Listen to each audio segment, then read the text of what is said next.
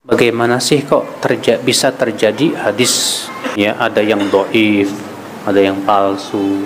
Kapan sih mulai asal muasal terjadinya hadis palsu? Jadi begini Pak, di zaman Rasulullah para sahabat semuanya mengambil hadis dari Rasul Sallallahu Alaihi Wasallam, dan para sahabat itu Pak semua terpercaya. Sebab Allah sendiri yang merekomendasi para sahabat. Allah berfirman, radhiyallahu anhum wa radu an. Allah ridho kepada mereka. Karena Allah sudah ridho kepada para sahabat, maka cukup rekomendasi dari Allah, cukup saja. Tidak butuh kepada rekomendasi yang lain. Lalu para sahabat menyampaikan hadis kepada generasi setelahnya, Pak. Dan di zaman sahabat belum ada yang berani berdusta atas nama Rasul Sallallahu Alaihi Wasallam. Kemudian di zaman tabi'in, ketika sebagian sahabat masih hidup, mulailah muncul pemikiran-pemikiran yang menyimpang. Nah, orang-orang yang pemikirannya menyimpang ini Pak, mereka kemudian ternyata ada yang membuat hadis untuk membela pendapat mereka. Terlebih juga ternyata ada orang-orang zindik Pak. Zindik itu siapa? Orang-orang yang pura-pura masuk Islam. Nah, orang yang pura-pura masuk Islam ini mempunyai rencana yang busuk. Dia ingin merusak Islam dari dalam. Caranya bagaimana? Membuat hadis palsu. Makanya ketika sudah mulai muncul fitnah-fitnah seperti itu Pak, para sahabat pun mulai berhati-hati.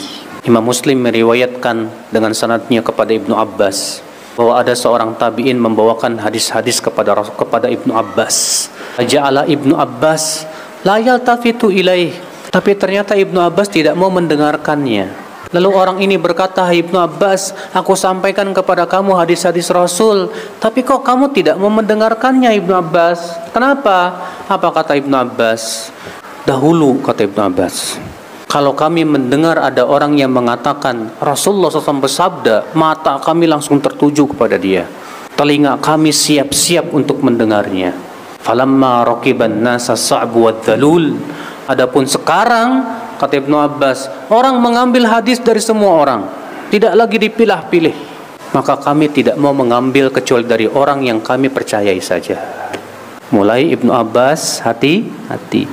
Muhammad bin Sirin juga berkata, dahulu mereka tidak pernah bertanya dari siapa kamu meriwayatkan hadis. Tapi ketika muncul fitnah yang dimaksud itu munculnya pemikiran-pemikiran yang menyimpang. Ya, setelah terbunuhnya Utsman bin Affan kan muncul dua pemikiran yang menyimpang, itu Khawarij dan Syiah. Qulna, kami mulai berkata, sebutkan nama perawi kamu. Siapa, dari mana kamu ambil itu?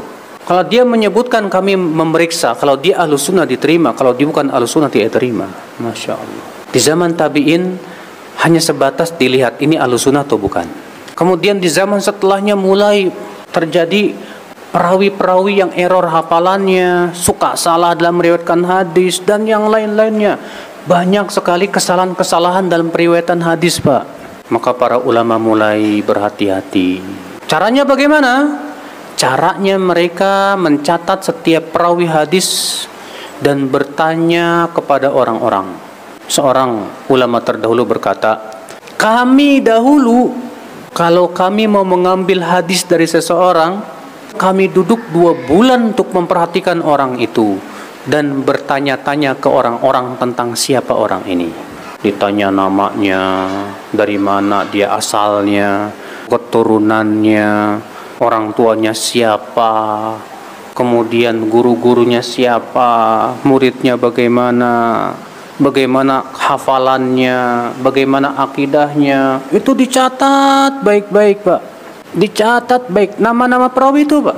Bapak kalau baca kitab Ilmu Rijal, kitab Al-Jarh wa Ta'dil misalnya, Tahdzibul Kamal misalnya, Tahdzibut Tahdzib misalnya, itu kan kitab yang mengumpulkan daftar perawi-perawi hadis. Dan setiap perawi itu disebutkan namanya, Fulan bin Fulan bin Fulan bin Fulan bin Fulan, sampai 7 turunan tuh. Nisbatnya sampai kemana? Kemudian lahirnya kapan, gurunya siapa-siapa saja, dia menuntut ilmu kemana saja, yang mengambil hadis dari dia siapa saja. Itu dicatat baik-baik Pak, luar biasa, detail banget. Untuk apa? Untuk membela hadis. Ada orang yang ketahuan dia berdusta, dicatat baik-baik, si fulan kadzab. Ada orang mudallis, dicatat baik-baik. Pokoknya sampai-sampai di majlis taklim saja ada orang ditugaskan untuk memperhatikan si fulan ketika mendengarkan hadis ini tidur. Si fulan ketika mendengarkan hadis ini ngobrol. Dicatat baik-baik, Pak, dalam rangka membela hadis Rasul sallallahu alaihi wasallam. Sampai-sampai tetangganya aja diperhatiin.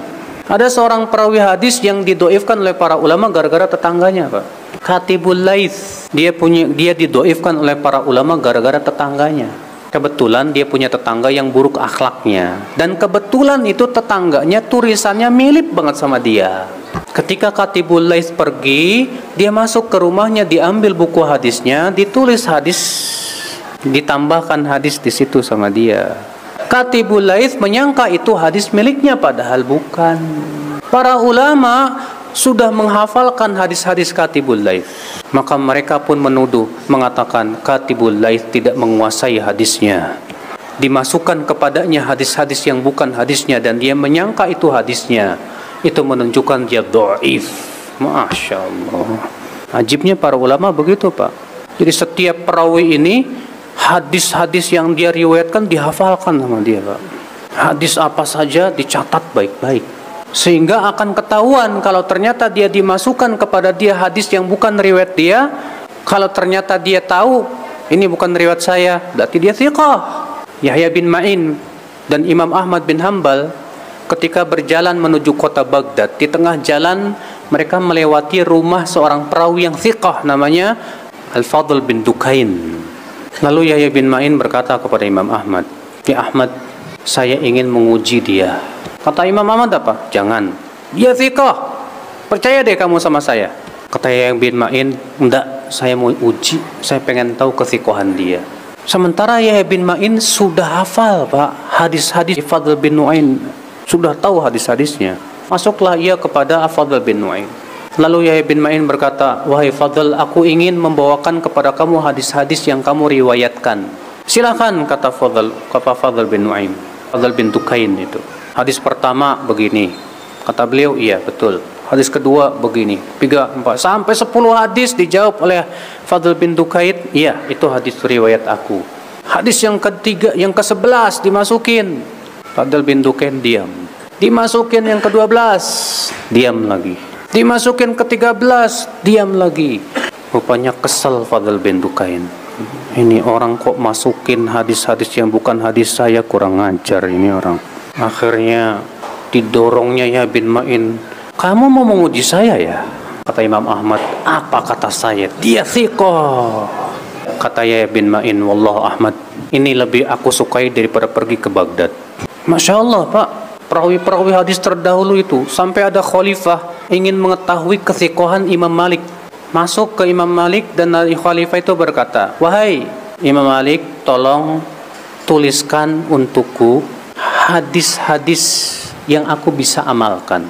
Maka dituliskanlah oleh Imam Malik dari hafalannya, Pak.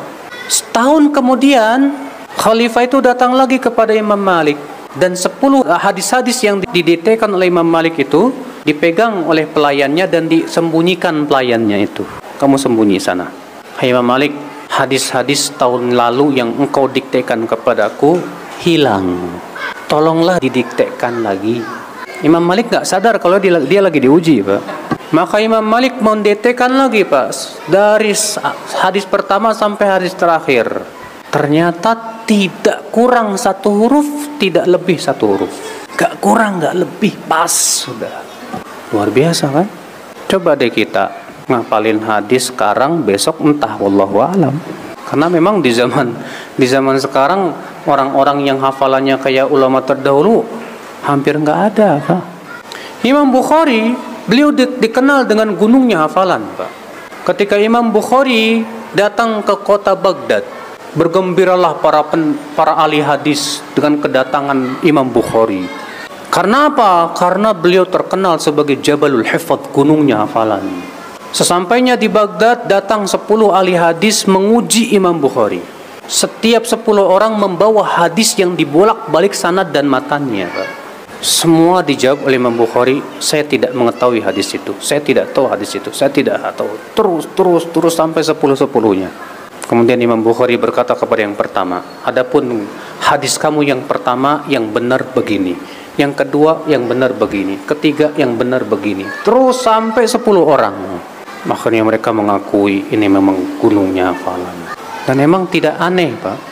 Imam Bukhari itu satu-satunya ulama kalau duduk di majelis hadis nggak bawa buku. Kalau yang lain pasti bawa buku. Imam Bukhari nggak.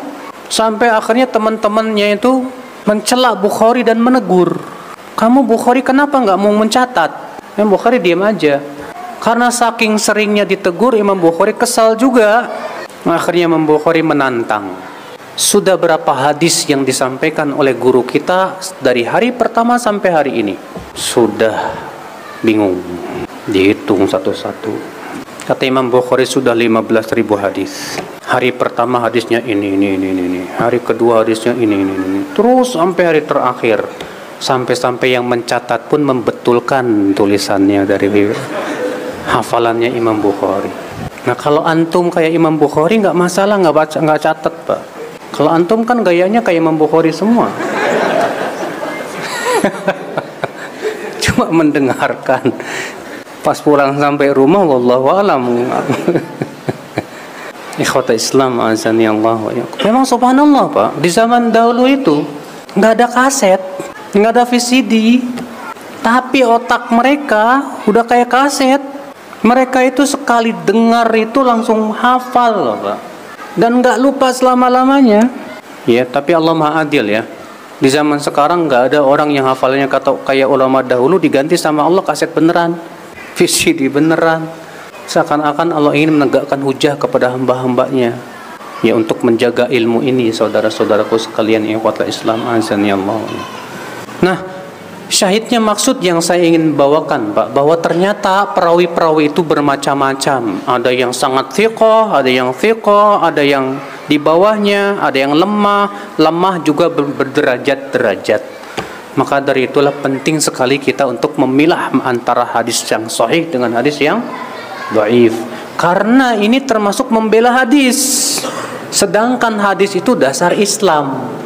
Kalau hadis ini kita nggak bela nih, Pak, Islam bisa diacak-acak, Pak. Bener. Makanya gurunya Imam Bukhari yang bernama Yahya bin Yahya berkata apa? Ad-difa'u anis sunnah ahabbu ilayya minad darb bisayf fi sabilillah. Membela hadis lebih aku sukai daripada berjihad dengan pedang dan panah. Kenapa? Karena membela hadis membela modal Islam ini, dasar Islam. Islam kan dasarnya Al-Quran, hadis. Lah kalau hadis kalau tidak kita bela, kita biarkan orang-orang seenaknya bawain hadis, bahaya, Pak. Islam akan diacak-acak, Islam akan rusak ini, Pak. Ya, wallahu a'lam.